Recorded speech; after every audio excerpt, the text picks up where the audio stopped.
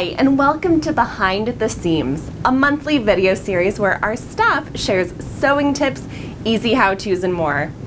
I'm your host, Lindsay Mayland.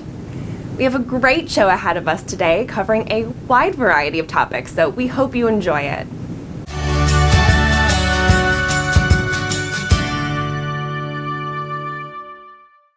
It's the end of December, and you know what that means.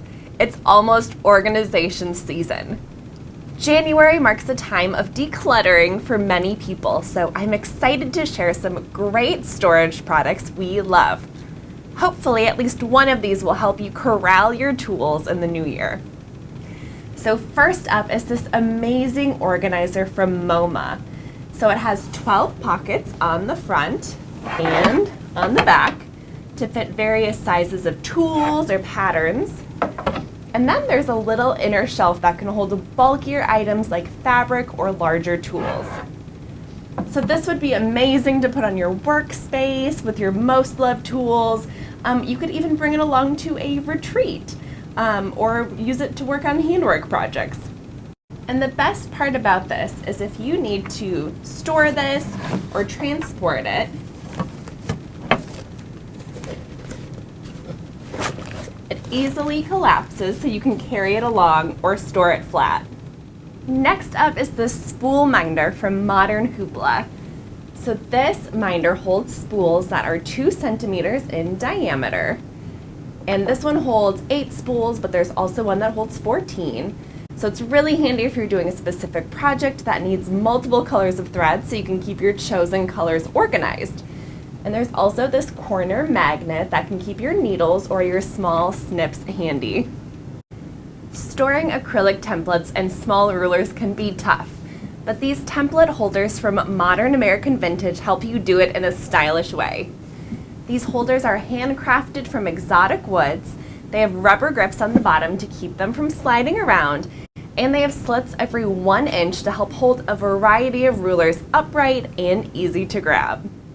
I love a good pouch, and this multi-pouch from Moomy is amazing. So it comes with this carrying case that has multiple zippered storage compartments inside. And then it also comes with 6 of these zippered pouches that Velcro in, so you can store them separately, you can store them in here. And what I love about this is, for instance, if I was bringing this along to do handwork and I needed my thread and my needles, but maybe I needed my Wonder Clips in there too, I can just swap out the pouch I don't need for the supplies I do, so that makes it so easy to switch around what you need. This would be great for packing to a retreat, for a handwork projects taking on the go. It would even be great for storing on a shelf or in a drawer just to keep those small and easy to lose supplies organized. Plus, who doesn't love these rainbows of colors? And lastly, a shout out to the CF sketchbook set. So these notebooks are from designer Carolyn Friedlander, so you may recognize some of her fabrics and quilts on the cover. They're gridded notebooks, so you can use them for taking, just general notes on a pattern or even to sketch your next project. Plus, the small size makes it so easy to slip into your purse or even a project bag. We'll link to all these products in the video description in case you're interested in checking them out. Now, if one of your New Year's resolutions is to live a little more eco-friendly, the next segment is for you. Beth is going to walk you through how to sew a simple utensil holder.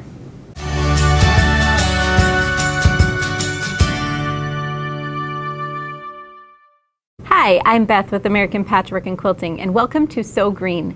Simple swaps can have a big difference in the impact we have on our planet. Each year, 40 billion plastic utensils are thrown away. Help cut down on that single-use plastic waste by making a utensil roll and taking your own silverware on the go with you. Get the free download by clicking the link in the video description. I've already cut out my fabrics, and first we'll make the pocket.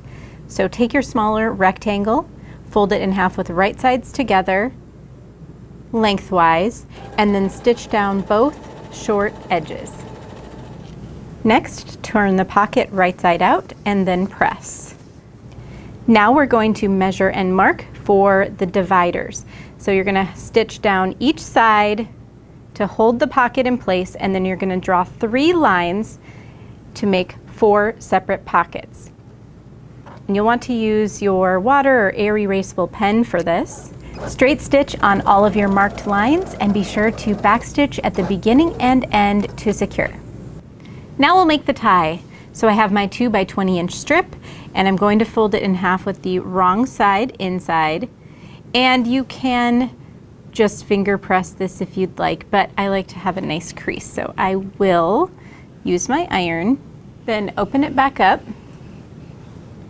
and then you'll fold in the short edge a 1/2 inch and press, and then do that on both sides. Now you'll take the long edge and you want to fold that in towards the crease and press that. So do the same thing on the other side. You're going to fold the raw edge to the crease and press. And then fold it in half one more time.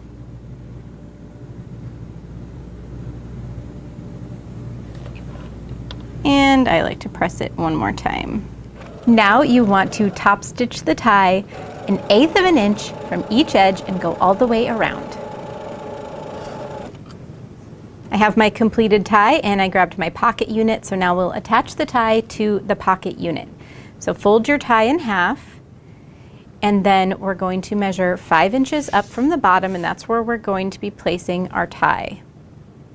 Just make sure your tie is facing into your pocket unit and not this way.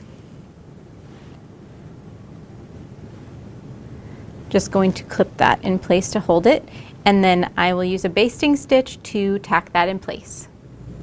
Now we'll put it all together with some batting. This is a great project for using up those batting scraps because you don't need a very large piece. If you'd like to add a little bit more structure to your utensil roll, you can use a fusible fleece. I have this one from Heat and Bond, and this just gives a little bit more stiffness to that utensil roll to hold that heavy silverware.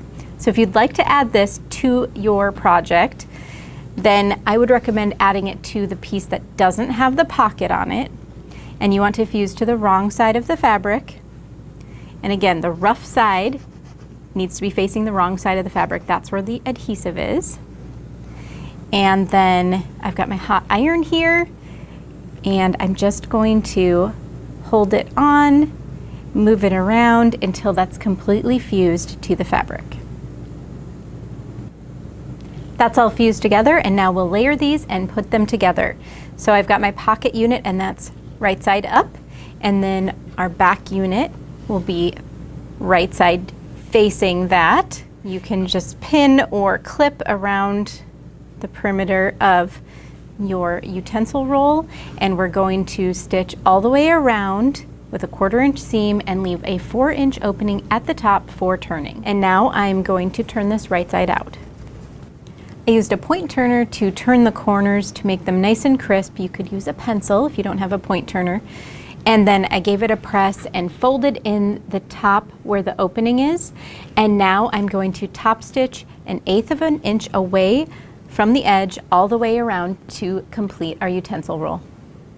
I finished the top stitching and added some silverware, and I'll show you how this works. So you fold down the top, and then just depending on how tall your silverware is, this may not fold down all the way in half, which is fine. It's just really there to protect your silverware and then make sure it doesn't fall out the end. Then you roll it up and secure with the tie.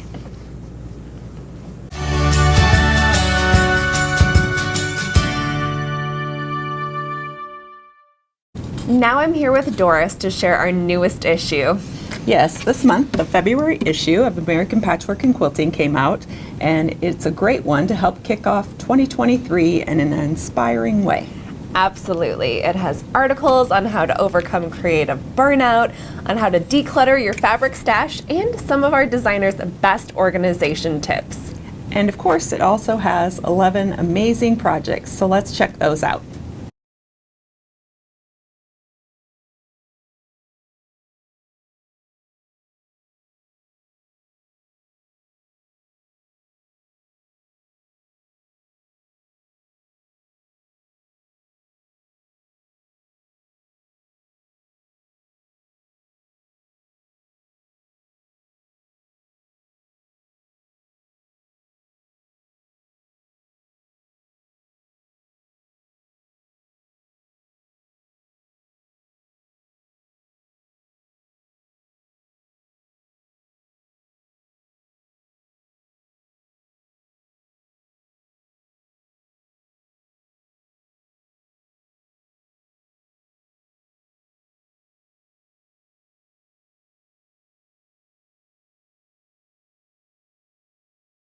We hope you grab this issue on newsstands if you see it.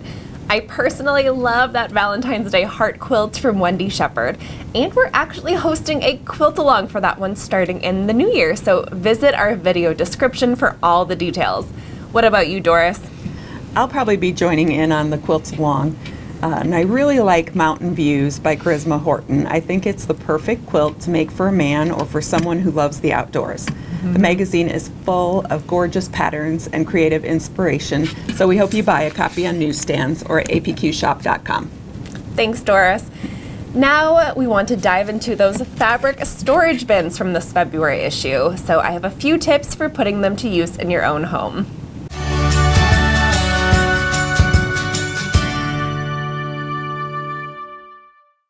I want to talk a little today about fabric storage. So this adorable storage bin, the pattern is in the February 2023 issue of American Patchwork and Quilting. It's so cute, but whether you make this bin for your sewing space or you have your own, I wanted to share a few ways to maximize baskets or bins so that you can fit the most fabric and stay organized. So I just have some foam core here. So we've cut this from just like a foam cord poster board. And so the first thing I want to do is you can put a piece of it at the bottom. And what this does for fabric bins especially is just stabilize it so you can put your fabric inside without it drooping in the middle, being too heavy. It just provides that stability. So that's a good tip if you're having trouble with drooping baskets. So I just like to stack my fabric horizontally like this so that I can see all my different fabrics. This just helps me when I'm like looking through here. I don't have to take everything out. I also have another piece of foam core.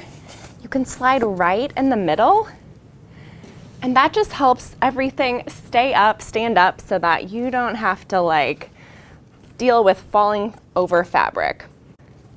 So now you're thinking there's a lot of extra space in this bin. But if you take another piece of foam core, it sets right on top of that other piece, and you can do more layers of fabric, which just really maximizes the space.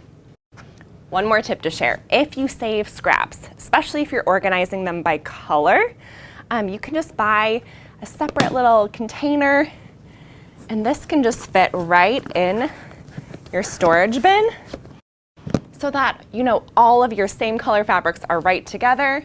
It lifts up easy so you can move it to your workspace. And I think it'd be so fun to customize these baskets for your space. So obviously I have a red bin, I'm putting all my red fabrics inside. You could do a rainbow. You could also make this, maybe I separate my fabrics by solids, by batiks, by 1930s reproductions. So you could make your bins represent what's inside so you can easily see what you're looking for. But if you just want them all to match or match your space and be more neutral, it'd be really easy to take a little safety pin with a little tag hanging off the side so you know easily what's inside. So I hope you decide to make these bins. They're so adorable. You can find the pattern, like I said, in the February 2023 issue of American Patchwork and Quilting, or we're selling it as a downloadable PDF on our website too, so we will link to all of that in the video description. It's a great thing to help you get organized, and it looks stylish in the new year. And that's it for today's show. Thanks to everyone who watched. We really hope you enjoyed it. And we know we talked through a lot of things today, so in the video description you can find a link where we'll list all of the products, patterns, resources, and more. Make sure to check that out, and we'll see you next month.